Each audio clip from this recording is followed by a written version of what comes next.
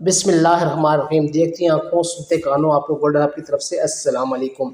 رسول اللہ صلی اللہ علیہ وسلم نے فرمایا کہ پہلے زمانے میں ایک بادشاہ تھا، اس کے ہاں ایک جادوگر تھا۔ جب جادوگر بوڑھا ہو گیا تو اس نے بادشاہ سے کہا کہ میں بوڑھا ہو چکا ہوں اور میری موت کا وقت قریب آ رہا ہے، مجھے کوئی بچہ سونپ دیں تاکہ میں اس کو جادو سکھا سکوں۔ چنانچہ ایک ذہین بچہ اس کے حوالے کر دیا گیا اور وہ جادوگر اس لڑکے کو تعلیم دینے لگ گیا۔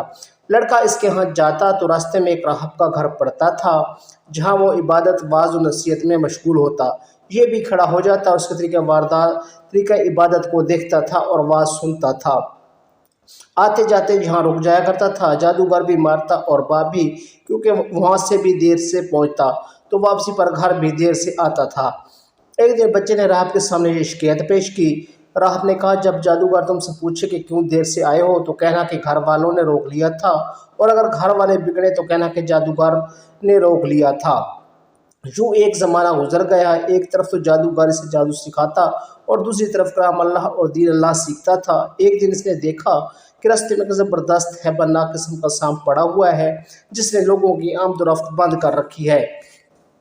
ادھر والے ادھر ہیں اور سب لوگ پریشان کھڑے ہیں۔ اس نے اپنے دل میں سوچا کہ آج موقع ہے کہ میں امتحان لوں کہ راہب کا دین سچا ہے یا جادوگر۔ اس نے ایک پتھر اٹھا کر اور یہ کہہ کر اس پر پھینکا کہ اے اللہ، اگر تیرے نزدیک راہب کا دین جادوگر کی تعلیم سے زیادہ محبوب اور پسندیدہ ہے تو اس جانور کو ہلاک کر دے تاکہ لوگوں کو اس سے بلا سے نجات ملے۔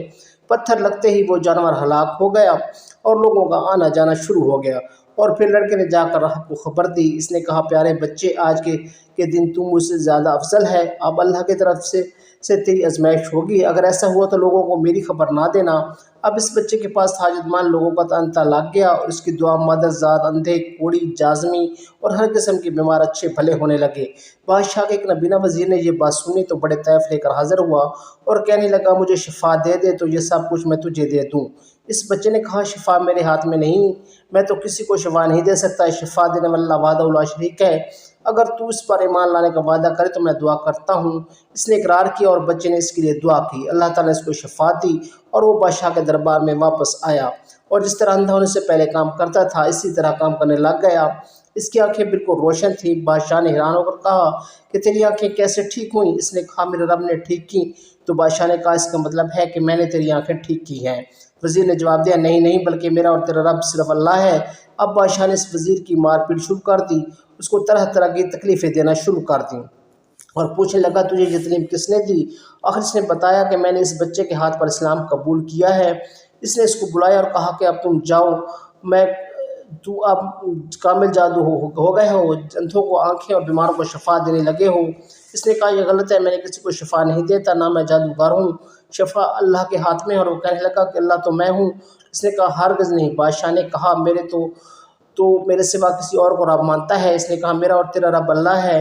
اس نے اب اس بچے کو بھی طرح طرح کی سزائیں دینا شروع کر دیں، جہاں تک کہ راہب کا بھی پتہ لگا لیا اور راہب کو بلا کر کہا کہ اسلام کو چھوڑ دے۔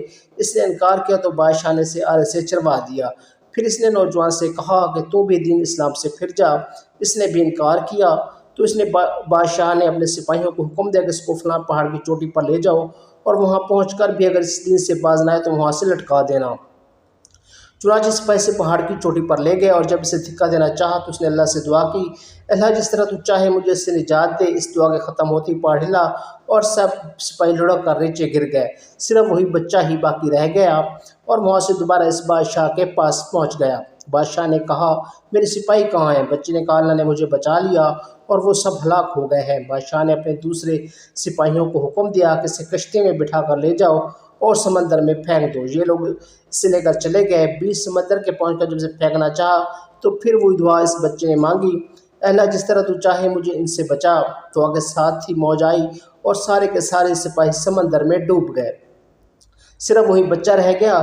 پھر وہ بادشاہ کے پاس آیا اور کہنے لگا، میرے رب نے مجھے بچا لیا ہے اور اے بادشاہ، اگر تو چاہے کتنی ہی تدبیریں کر لے تو مجھے ہلاک نہیں کر سکتا۔ صرف ایک صورت ہے، جس طرح میں کہوں اگر اس طرح کرے تو میری جان نکل سکتی ہے۔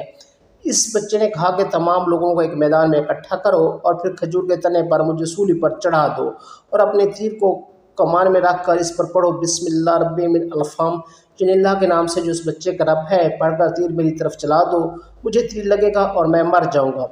بادشاہ نے ایسا ہی کیا، تیر بچے کی کانپٹی پر لگا، اس نے اس جگہ پر ہاتھ رکھ لیا، چاروں طرف یہ آوازیں بلند ہونے لگی، ہم اس بچے کے رب پر ایمان لائیں۔ یہ حال دیکھ کر بادشاہ کے ساتھی بڑے گھبرائے اور کہنے لگے، ہم تو اس بچے کی ترکیب سمجھے ہی نہیں، دیکھیے اس پر اس کا کیا اثر پڑا، سب لوگ دین اسلام میں داخل ہو گئے۔ ہم تو اسے قتل اس لیے کیا تھا کہ اس کا دین کہیں پھیل نہ جائے۔ بادشاہ نے حکم دیا کہ شہر کے چاروں طرف خندقیں کھدوا دو اور ان میں لکڑیاں بھر دو اور آگ جلا دو، جو اس دین سے پھر جائے چھوڑ دو اور دوسروں کو اس میں پھینک دو۔ مسلمانوں نے صبر کے سہارے کے ساتھ آگ میں جانا منظور کیا اور اس میں کودنے لگے۔ البتہ ایک عورت جس کی گود میں ایک دودھ پیتا بچہ تھا ذرا جھجکی تو اس بچے کو اللہ نے بولنے کی طاقت دی اور اس نے کہا کہ ماں کیا کر رہی ہو، تم حق پر ہو، صبر کرو، اس آگ میں کود جاؤ۔ قرآن میں سورۃ البروج کے اندر اس واقعے کا اللہ رب العزت نے ذکر فرمایا ہے۔ تو ناظرین محترم، یہ تھی ہماری آج کی ویڈیو، امید ہے آپ کو پسند آئی ہوگی۔ اگر آپ اسی طرح کی مزید اچھی اسلامی واقعات اور سٹوریز کی ویڈیوز دیکھنا چاہتے ہیں تو ہمارے چینل کو سبسکرائب کرنا نہ بھولیں اور بیل کے آئیکن کے نشان کو دبا دیں تاکہ ہماری ہر نئے آنے والی ویڈیو آپ کو بر وقت ملتی رہے۔ اس کے ساتھ ہی ہمیں دے اجازت، بہت جلد ایک نئی ویڈیو کے ساتھ دوبارہ حاضر ہوں گے۔ تب تک اللہ حافظ، اور ہمیں پھر گزارش ہے کہ چینل کو ضرور سبسکرائب کر لیں تاکہ ہم بار بار ملتے رہیں، اسی طرح ایمان افروز واقعات آپ تک بر وقت پہنچتے رہیں۔ بہت شکریہ۔